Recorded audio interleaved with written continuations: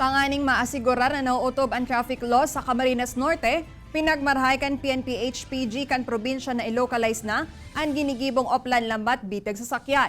Sigun kay HPG Provincial Officer Police Major Joselito Quila, nadugangan subot ang sa indang direktiba kan mga siring na operasyon siring kan pagbantay sa health protocols, kasabay kan pagbantay kontra sa perming nagpapasiparang lay, kan mga namamanuaan siring kan salang pagsuulot ng helmet as hindi paggamit ng seatbelt kan mga sakay ng bihikulo. Pangapodan manikila sa mga motorista na mag-utob sa traffic laws, tanganing dain na matikitan urog nangon yung pandemya. Ang plan lambat bitag na pinatutupad ng SPG, actually once a week lang yan. Kaya nga lang, karami po yung taas ang nagbibigay ng set ng araw kung anong araw.